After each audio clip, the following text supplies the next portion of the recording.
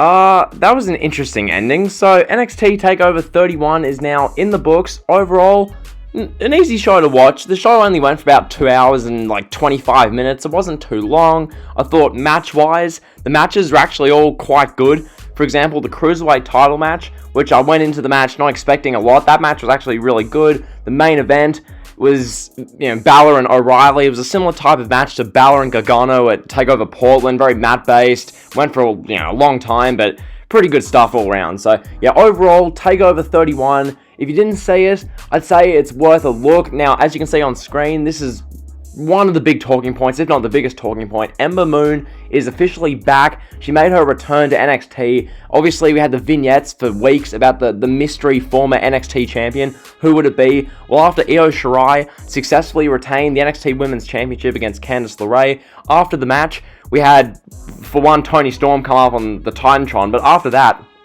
we had Ember Moon rock up casually on like a motorcycle or whatnot, and then get out, enter the arena, Io Shirai standing in the ring holding the title like, well, what's going on? And then from there we had Ember Moon walk out and then take a like mask thing off. So Ember Moon's back. It's a pretty dope moment, pretty cool to see. Most people assumed that Ember Moon's career was over, given the injuries she sustained, everything that happened with her career from like 2018 to like 2020. People thought that she was just done. So it's dope to see she's back. Looking, going forward, I guess going into Halloween Havoc, which got announced tonight, going into potentially War Games. Are they doing a War Games? Or going into the end of the year, we're going to probably be doing Io Shirai versus Ember Moon versus Toni Storm, or Ember Moon versus Io Shirai, or Toni Storm versus Io Shirai in the NXT Women's Championship picture. That's always cool to see. I think Io Shirai, the match tonight versus Candice LeRae, pretty good, not as good as the match at TakeOver Toronto 2 last year, nowhere near as good. We had Johnny Gargano coming in with a ref shirt. That bit was all a bit cringe, but yeah, Io Shirai retains. That stuff was all around pretty good. Ember Moon coming back was good. As for the NXT Championship, Kyle O'Reilly challenging Finn Balor.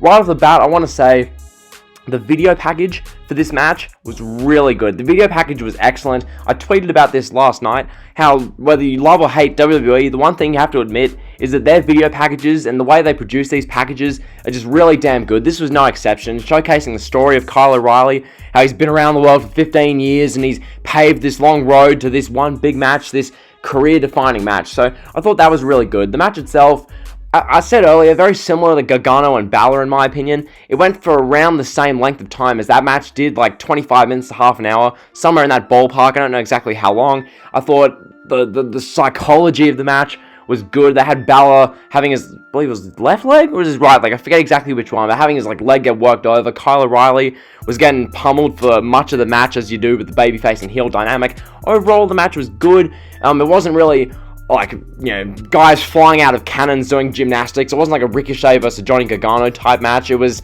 more so ground-based, mat-based. Some people find that incredibly boring. I was interested in this match just because of the storyline with Kyle O'Reilly. I found it interesting. So, yeah, that was the match. Finn Balor retains with a coup de grace.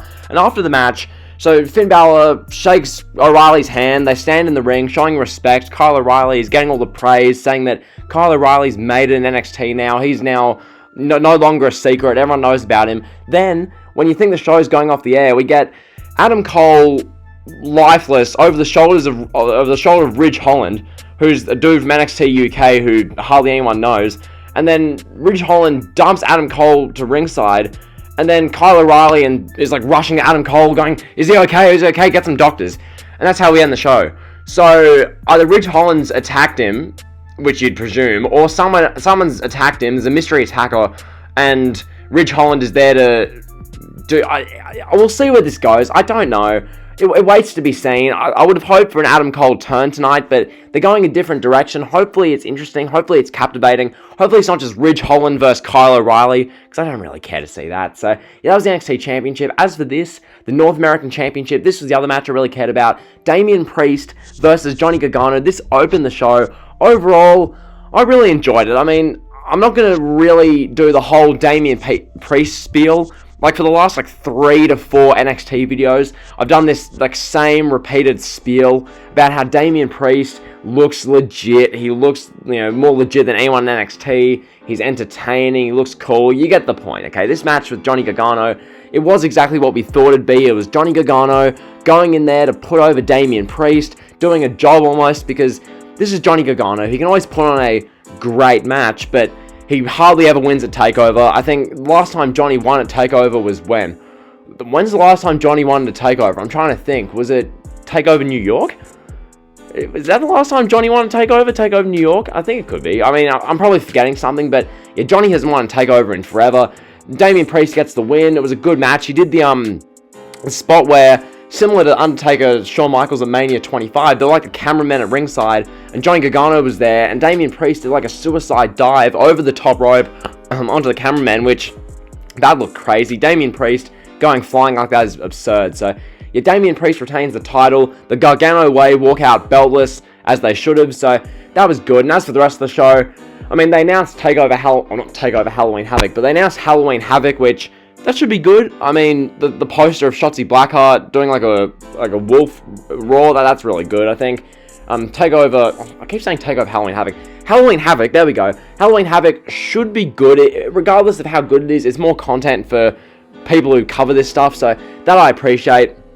And as for the rest of the show, Santos Escobar versus Isaiah Swerve Scott. This match pleasantly surprised me. Like, I was expecting the match to be good, but I wasn't expecting to care. But they booked it really well. You had, what's his name? Adrian Adonis, is that his name? He got involved. We had Legado del Fantasma, that stable with Wild, and I forget the other dude's name. They were getting involved. In the end, Isaiah Swerve Scott was valiant in defeat. Santos Escobar retains the title.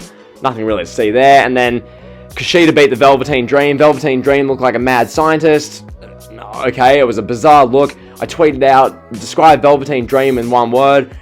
The amount of responses I got was just, oh my god, it wasn't just the amount of responses I got, it was what the responses were. The amount of, it was like the same 3 to 5 words, which you can pretty much all put 2 and 2 together and figure out what those words were. Hardly very kind words, and fair enough, Velveteen Dream, his reputation's through the floor at the moment. So yeah, that's been TakeOver 31. Overall, it was a good watchable show. It definitely wasn't on the level of like your TakeOver War Games 2, your TakeOver New York, your TakeOver New Orleans, those type of shows, like the real top tier TakeOvers.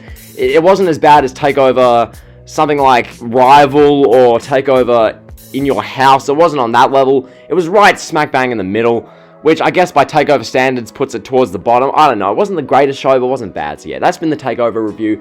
If you've enjoyed it, be sure to like, comment, and sub. You guys know the drill. Leave down below. Did you watch TakeOver? What did you think of it? All that kind of good stuff. I mean, that's enough for me. See ya.